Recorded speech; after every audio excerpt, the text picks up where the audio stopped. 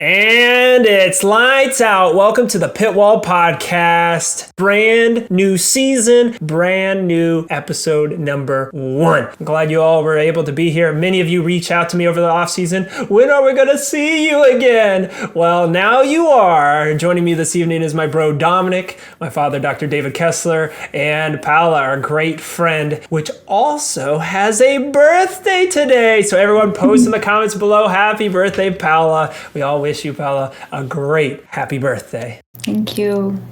As you can see, each one of us is wearing our favorite swag. We made a promise to ourselves this off season. We were going to get official swag. My funny story, my mom actually bought some polos for Christmas, and my dad gives me a little phone call. Hey, would you be willing to trade your gift? Because I like Red Bull, and I would like to have the Red Bull sweet, sweet polo. Dad, show us off your favorite team and the swag you got. Championship winning polo from 2021. Thank you for trading. Oh, hell, you're welcome. And then we have our 2 Ferraris in the house. Bro, show off your great swag. You've had that hat for a while, but it looks like you've now got a sweater to go with it. Paola, you were able to finally get your Charles Leclerc number 16. Woo! Nice.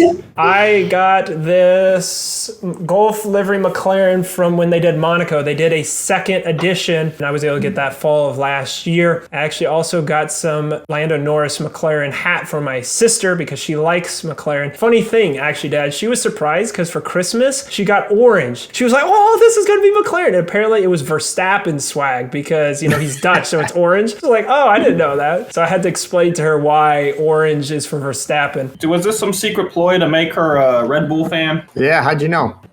Big brain thoughts here. Big brain. Actually, she liked Lando, so I'm not sure I can convert her. Well, Mom's favorite Perez, right? She likes Red Bull as well. Yeah. We'll see if she stays a Red Bull fan if Perez ever goes somewhere else.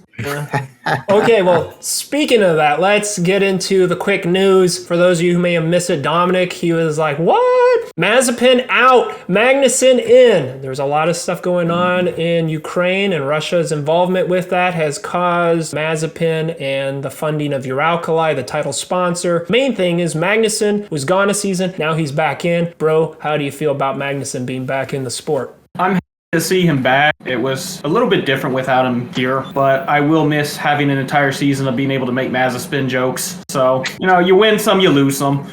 Now, another thing that has changed, because Russell got the call up to Mercedes, Alexander Albon, who was gone for an entire season, is also back, and now he's in Williams. Dad, how do you feel about Williams losing Russell but getting Albon? I think it's good for Albon. It'll give him a chance to show what he can do again. He didn't get that long with Red Bull before he had to go back, so I'm glad he has another chance. It's also crazy because he still has Red Bull-like sponsorship on his helmet. Williams is so small on that helmet. It is so weird how they work that out. But the last thing, Raikkonen retires, Bottas switches over to the Alfa Romeo, Giovinazzi is gone, and Guan Yu Zhou is now in. Paola, how are you feeling about Alfa Romeo getting Bottas and Zhou on their lineup? I'm excited. It's someone that's completely fresh versus someone who has years and years of experience. So I think it's an interesting mix. And I'm excited that Bottas is still in there. I think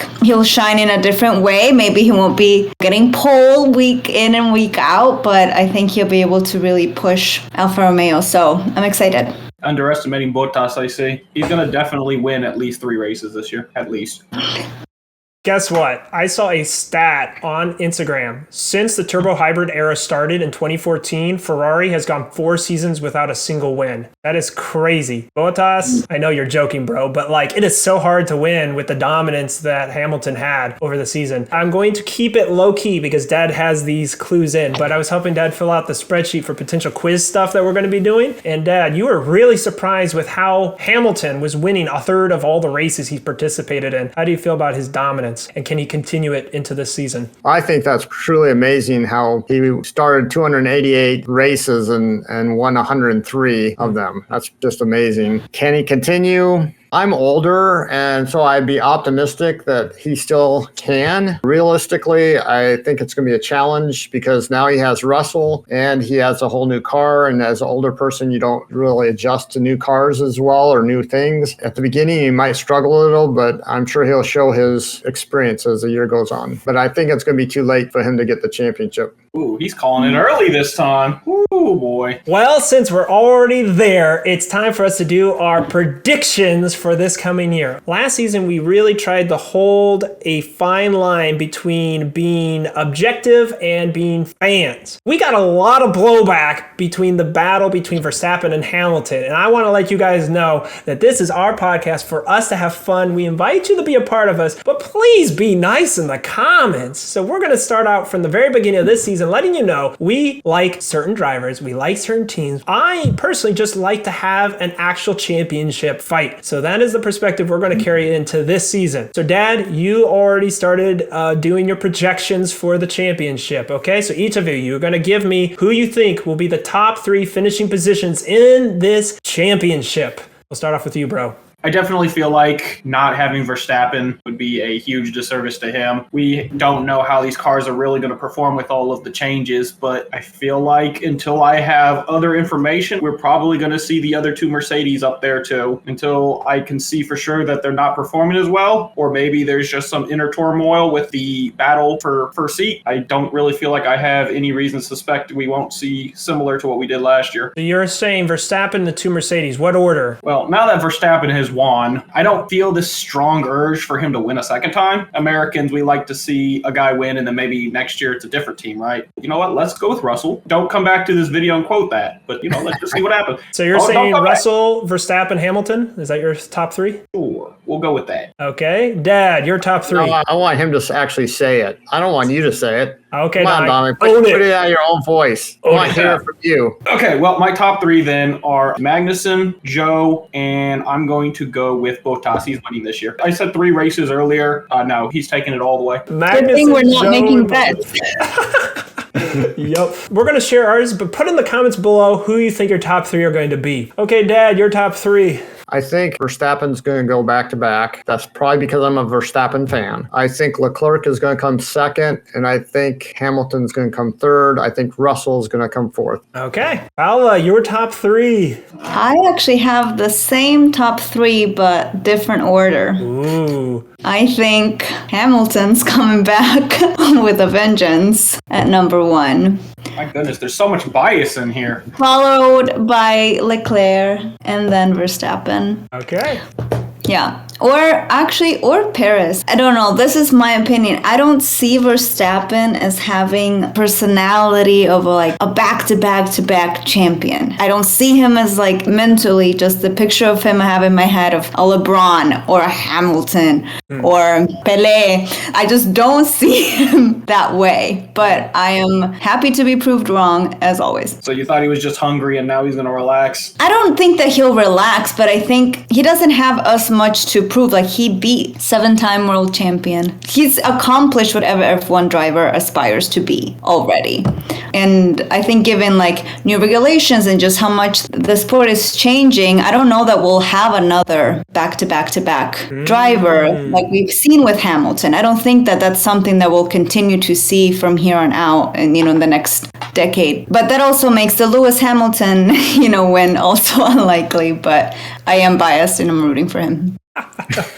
For my top 3, I believe Mercedes may be sandbagging, but let's say that they have a porpoising problem. They've got some handling issues, and they're not actually going to be at the top. I am going to say Verstappen, Leclerc, Sainz. Ferrari will be great, but the 2 of them are going to be taking points off each other, which is going to allow Verstappen to be able to take it ahead. If that's how you feel it's going to be, I would be very excited if that's how it turned out. Second and third ain't so bad. Any direction upward for Ferrari is always a good sign. I would like that a lot. Have a track record of backing teams that don't always do as well as I was hoping, so I've kind of gotten used to mediocrity. It's very hard to rise to the occasion when a team starts looking like they're doing a little bit better. Are you predicting that Ferrari will win the constructors this year, Jeanmark, since you project him second and third? Take preseason testing with a grain of salt, but Ferrari doing good enough that I could get on that hype train, which now makes me feel bad for McLaren, right? Because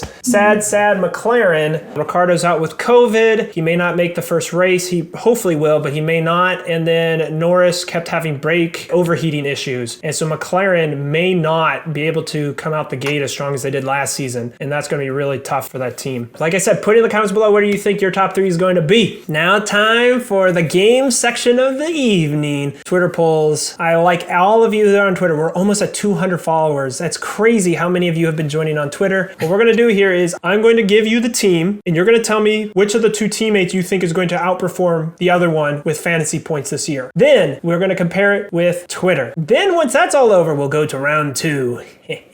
Start off with Haas, Dad and Dominic. Who do you think is going to win? Magnussen or Schumacher? Who's going to score more fantasy points this season? I'll let you go first, Dad. I think Magnussen, just because he has more experience. Yeah, I think I'm going to go with Magnussen as well. I was going to agree as well, even though I know the results of these. I had my own opinions. Twitter agrees with us. They say Magnussen is going to beat Schumacher. Between Albon and Latifi for Williams. Who do you think? What are you laughing about, Dad? I'll let Dominick go first on this one. No. Come on.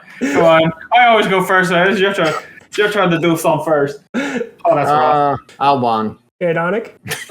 And this is a rough one. He likes the Latifi chant. I do, but the thing is, Russell was such a standout. I don't know if Latifi actually did better or worse than he should have, right? So it's really hard to know how good I think he should be. Albon has driven in several different teams. You know what? I'm going to raise you Latifi. Well, you have a very convincing argument. I would side with Albon, but now that you mentioned how stellar Russell is Albon going to immediately come in and just wipe the floor with Latifi? Because here's the thing. Russell was better than Latifi. In 2020, even though Russell was out-qualifying Latifi was the only one who scored the points. And then, for the first point score for Williams last season, Latifi outscored Russell when they were at Hungary. So yeah, Latifi's interesting because he may not be as fast, but he does seem to be safe enough during the race to be able to get the points when they're allowed. But I am leaning towards Albon. Twitter also agreed Albon over Latifi. All right, I'll go first this time. Okay, Alfa Romeo, Bottas or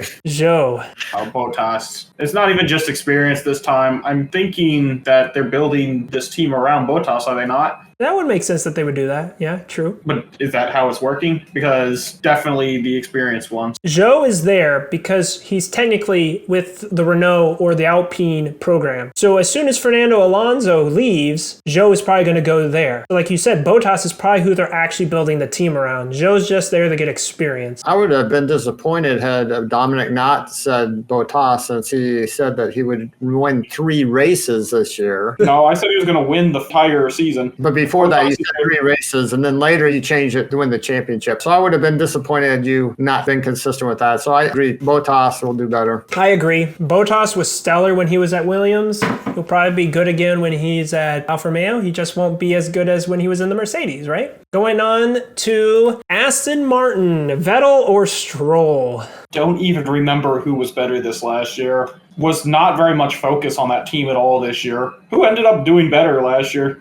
I think Vettel, but by a sliver, but don't quote me. Out of all of the tough choices, this might actually be the toughest one. Okay, Dad, how about this? You pick one and I'll pick the opposite. I'm feeling the youngster finally getting his wings and getting past Vettel. Okay, well, then I will raise you Vettel. See, I think Vettel, because he did get disqualified from Hungary. He should have been second. I think Vettel still has it in him to win races if he has the car. I don't think they have the car this season, but I think he should be able to beat his teammate. Twitter agrees, Vettel beating Stroll. That's why I let you pick first. Mine was more of a hope rather than a really serious projection. McLaren, Norris or Ricciardo? That's a tough one. All the tough ones happening, they're all clumped together, man. I think Norris is a really good driver, but I think Ricciardo is going to start becoming more comfortable with the team and do better this year than he did last year. All right. Well, I'll be contrary. I'll say Norris did really good last season when he was good, and I'll hope that that's the case. Same. I agree with Norris. And Twitter as well. They picked Norris. Ferrari, Leclerc or Sainz? It doesn't get easier!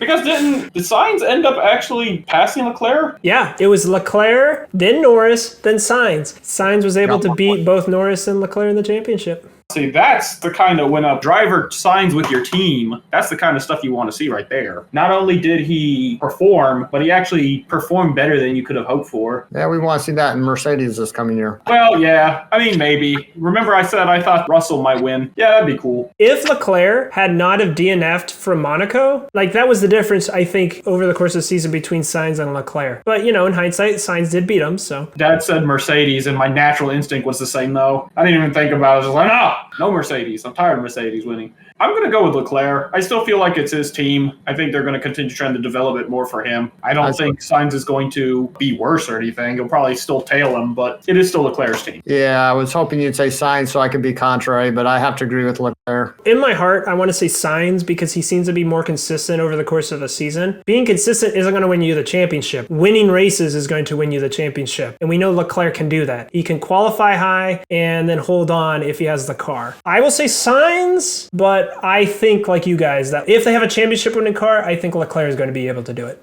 And Twitter says Leclerc. Okay, Red Bull, Verstappen or Perez? We finally got an easy one. I think it's Verstappen. It was not a mistake that he won last year, and I suspect that he will continue to have good driving. The car is definitely built around him. You know, Checo was amazing last season, especially since it's not his car, that it's not geared to him. So he did amazing for what he had. It's Verstappen's team, and I suspect he will continue to dominate. I have to agree. Verstappen is a reigning champion. I don't see his teammates being able to best him. He's probably going to be a really good support and win some races because Verstappen's style is full out and he can occasionally make mistakes. And if Perez can keep the team going and win a couple this year, that'd be great. I agree. It's Verstappen. Ever since he joined Formula One, I think he's outscored his teammate over the course of the season. Like, don't quote me on that, but I just get the feeling that Verstappen, he rallies the team around him, and he got that huge contract extension that has him all the way to 2028. He has the longest contract extension in Formula One history, I believe.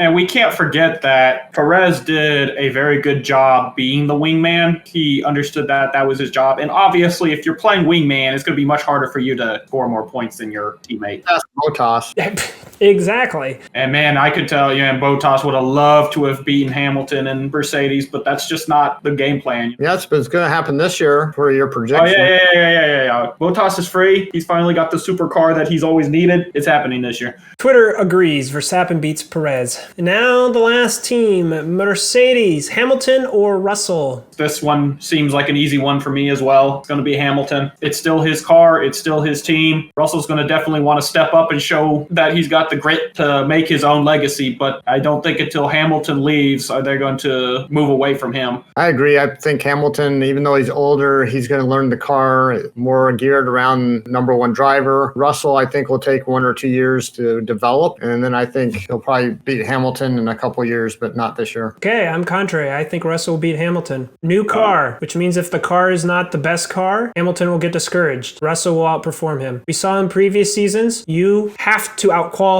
Hamilton. Russell was 2 seconds faster during the preseason testing than Hamilton. If Russell is able to outqualify Hamilton, then I think Russell can stay ahead of Hamilton. Bottas could never. And then once Hamilton was leading the championship, then they did team orders. I think Russell, with his experience, because we see when he was at Williams, he was called Mr. Saturday. He was able to outqualify Hamilton in Spa in the rain with a Williams, and Hamilton had a Mercedes. I think Russell has the ability to outqualify Hamilton, which means that he gets the preferential team strategy because he's going to be ahead of the other driver. Once you do that a couple races, then the team will galvanize around Russell, and then that means it'll be his team moving forward. So I think Russell can beat Hamilton over the course of the season. Twitter says Hamilton beating Russell. Yeah, I was about to say, the quickest way to make me root for Hamilton is to make sure that I'm right on this pick.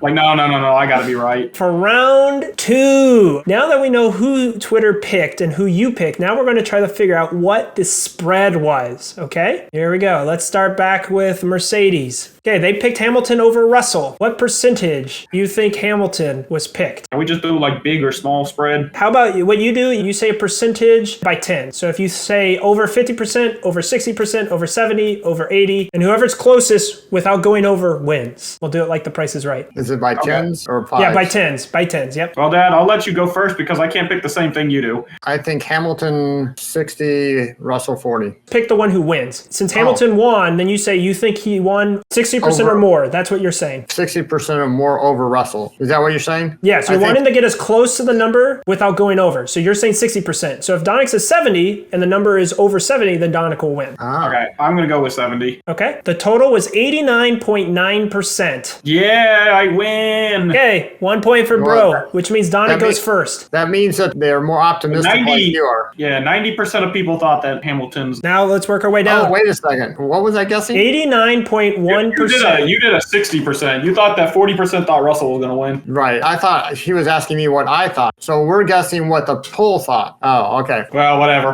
We won't redo that one now that you know the answer. Dominick. No. This is good because now we can't tie. So we'll just say that one was a warm up. There can't be a tie now. Okay, Red Bull, Dominick. Twitter picked Verstappen would win. Oh, man. If Hamilton was a 90%, I'm going to go with 90% for Verstappen as well. Okay, Dad. So your only option is 80 or down or 100%. Wow, so many only options. I think 100%. Okay, it was 95.1%. So Dad busted. I would have lost either way. If I said 80, he would have won. Yep, but now Dad gets to go first. Now they're getting harder. Go ahead. Okay, Leclerc was picked over Sainz. What percentage? 80. Dominick? I'm going to go with 60. Ooh. So you both busted. It was 59.4% Leclerc. Yeah, whatever. I was close enough. No.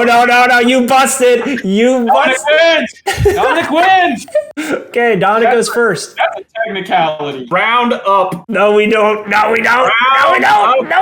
Okay, so who is it now? McLaren. Twitter picked Norris over Ricardo. Oh, man, that's got to be 80%. I'll go with 70. It was 91.8%. Yeah. Dude, I'm Dominick slaying gets- right now. Don gets a point. This is now Aston Martin. Twitter picked Vettel. Percentage. 90. I'm going to go with 80. Okay, it was 88.9. Dad bust.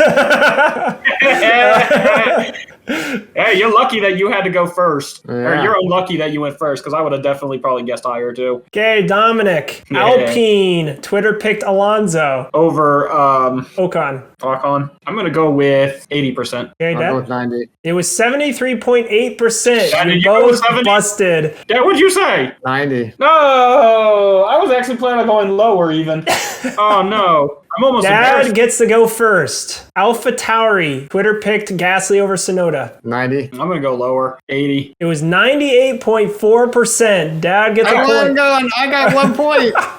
See? Probably all I'll get, but I got 1. So it's what, 3-1? I think I got 4. 4-1? Oh, wait. No, we busted twice. You're right. You only have 3. Dominick, you get Wait, to go no, that's first. not cool. I'm magically losing points over here. Dominick, you get to go first for Alfa Romeo. Bottas was picked by Twitter. Oh my goodness, I'm going 90. Like, Dad, you were doing 100%. Botas over who? Guan Yu Zhou. So, yeah, I'd say 100. It was 96.7%. Dominick gets a I'm point. sorry. I saw there was nowhere for you to go. I mean, 80 I would have lost, 100 I would have lost. Oh, well. Williams. Twitter picked Albon over Latifi. Dad, you get to go first.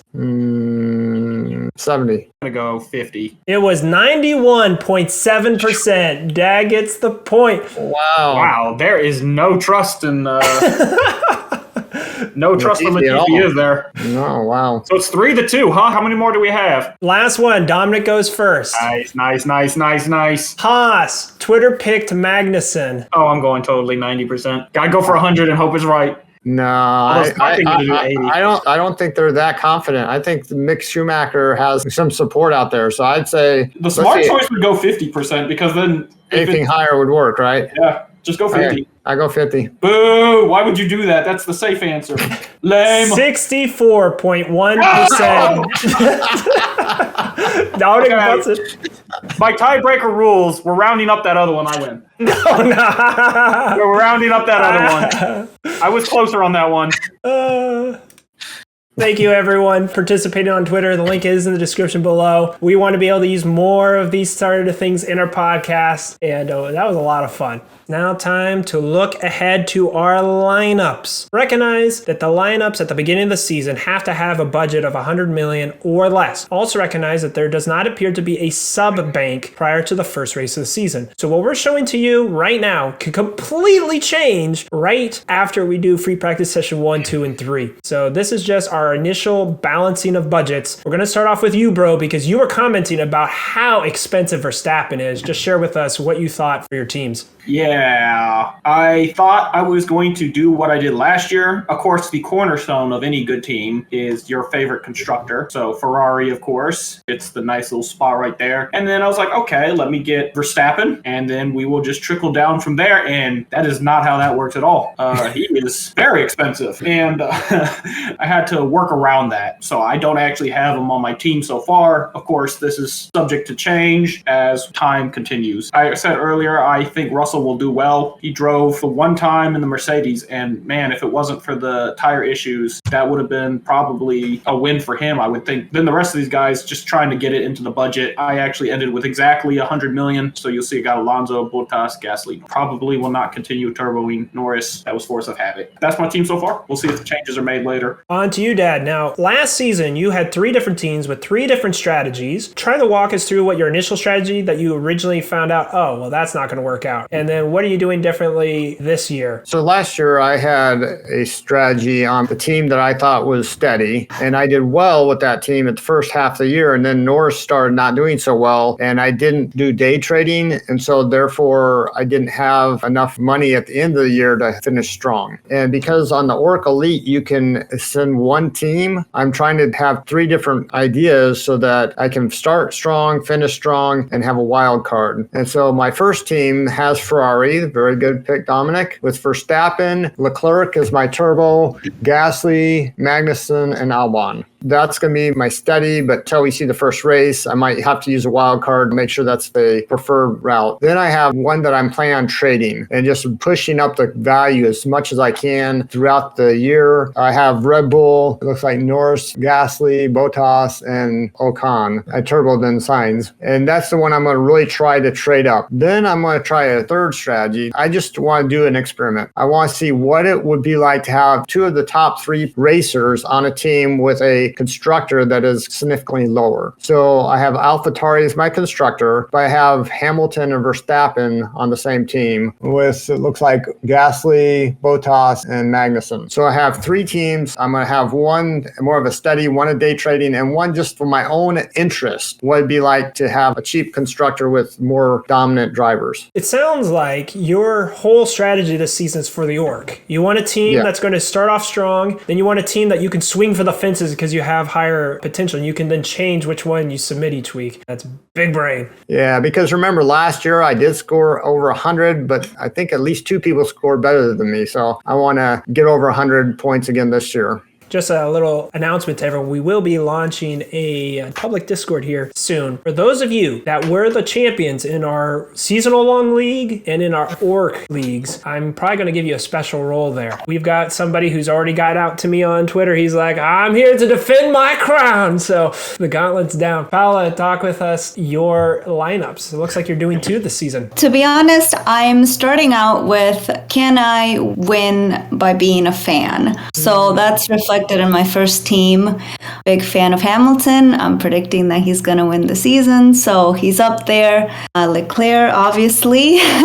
I wanted those 2 in my team for sure, and that luckily allowed me to have Ferrari on there. So Gasly, Latifi, Magnussen were really more just trying to max out the budget, but I wouldn't say it was of strategic takes. Maybe with some day trading, like I would definitely take Alvin over Latifi if I could. But that's it for team 1. Just trying to see if putting my favorite drivers up there, keep them up there and do well. And then for team 2, banking on Red Bull being the strongest. So I put that as the anchor and then kept Leclerc and tried to balance out the budget as best as I could with Russell up there as probably the second strongest driver. Really like your team 2 lineup because I could not find a way to fit Red Bull, but that's probably because I was trying to get either Hamilton or Verstappen. But by going with Leclerc, interesting. And then, of course, Russell's a good option because he is a Mercedes driver. Bottas was actually really good last season. Problem was he was a little in that no man's land of expense. Whereas here, because Verstappen is so much more expensive, Russell does now become a good choice. Which now brings me to my lineups. I'm going to do similar to what I did last year. Team 1 is going to be my steady team, where I'm going to try to make minimal substitutions, try to ride the statistics, have a strong constructor, keep on going. My second one is going to be my day trading. I have Ferrari on both. I have one of the Ferrari drivers on both. Sainz is my turbo on team 1. Leclerc is my turbo on team 2. Team 1 has Russell, whereas team 2 has Verstappen. Team 1 has Norris, which I would say, depending on the struggles that McLaren might have, if he's good, he's fine, but he is more expensive than last season. And then you have Schumacher and Vettel. But now that Magnussen has come in, I think Magnussen is going to be much more valuable than he is. So I might switch Schumacher off to Magnussen, which would then give me more cap space for some other drivers. Magnussen, being the least expensive driver on the grid, he is pretty much a must pick at this time. Unless Haas comes out the gate in DNFs, Magnussen is a seasoned veteran. And just to put this in perspective, Mazepin scored 100 points less than whoever was above him. His average points each race of the season was 0. Okay, that's how bad Mazepin was. Magnussen should not be that bad this season. Put in the comments below what your thoughts are, what you need with help on your lineups. When I launch the Discord, we're going to have a whole channel just so people can rate their teams and help each other with strategies. I want to promote to you our season-long Pitwall League. You are able to submit all 3 of your teams if you would like. Season-long league is for you to learn, and since you can see everyone else's lineups, it gives you ideas of what people are trying. Our large league, Pitwall League, in the top 5 all season, and we were routinely top 1 or 2, and then great other community, fantasyformula1tracker.com, they made a sponsored league, and they took their best players and just put it in there, and of course, at that point, there's no way to catch up. The point of our leagues aren't to be elitist. They are to teach. The point is to help you grow and learn. And as a community, we can continue to improve. Be a part of our Pitwall Seasonal League. The code is in the description below. The code is also in the top right-hand corner. Now, if you want to be the best of the best, this is where our one race challenges come into play. Each race, I'm going to make a private league that you can join. Find the code in the description below. You can submit one team. But here's what makes the one race challenge, the ORC, special. The top 3 scoring teams will then get championship points that will be recorded on the ORC leaderboard on our spreadsheet. If you tie for first, second, or third, you get the same amount of points. A gold gets you 25 points. A silver gives you 18 points. A bronze gets you 15 points. But in addition to that, we give a special podium ceremony at the end of our fantasy podcast, in which the top 3 teams will be on the 3 steps of that podium. Now, this is where ties come in. Let's say you and I both tied for first place with 200 points. Let's say that the next 2 guys tied with 198 points. Well, only 3 of us can be on the podium. So tie breaks go to the team with the lowest value. You still get your championship points, and if you have the most expensive tie team, we'll give you a Fat Stacks award, but the 3 that are going to be on the podium, that is how we do tie breaks. And whoever's on the top step of the podium, we get to hear their national anthem. It's going to be epic. We heard over a dozen different national anthems last season. It was great to see all of you from around the world, and we're looking forward to hearing new national anthems this year. I was so happy when you came up with the idea of a one race challenge. I'd already missed the first race of the year-long league last year, and it's like, okay, well, I'm never going to place anywhere. And it felt like, I didn't have something to really invest in. And when we came up with the one race challenge, it gave me something to look forward to each week. And it was cool to hear all those different national anthems and the top 10. There was 8 different countries at the end of the year represented. It was just wonderful to see the worldwide community, the teams that got involved, and I thought it was real fun. Last year, your goal was to break 100 championship points. What's your goal for this year? To break 100 and maybe 1 more point than the second place person. That's the most low-key way saying I want to win it. It's now time for League DRD. Here we are. In my element, I am the back-to-back reigning champion, and I know.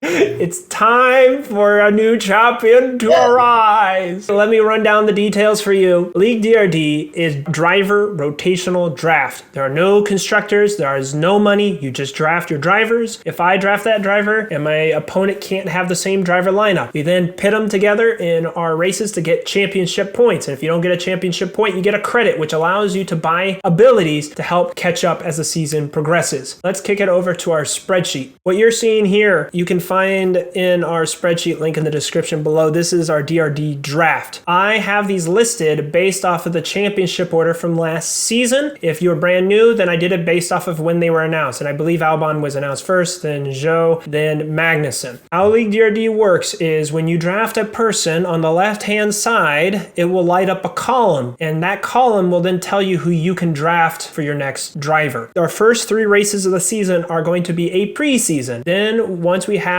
everybody figured out, then we will do our 13 race regular season, and then we have a 2 race post season. Our first preseason match will be paired off based off of the results of last season. So Dominic and I will square off because I got first, you got fourth. Paola and Dad will square off in match number 2. Dad always likes to be strategic, so I'm going to actually elect to have his match go first.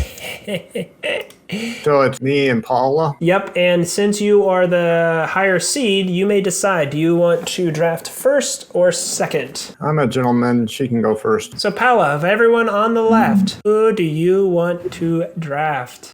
Gonna start off League DRD like I'm seeing fantasy, so by being a fan, let's go with Leclerc.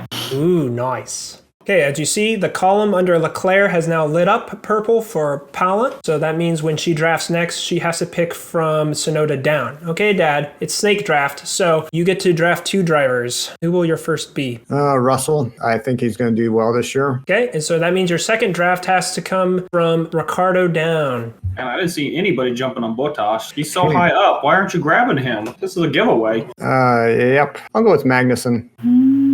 Trying something new. Well, you pick a guy at the bottom, so then you can pick anyone at the top. Nice. Paola, Sonoda down. Who's your second draft? I'm gonna go with Albon.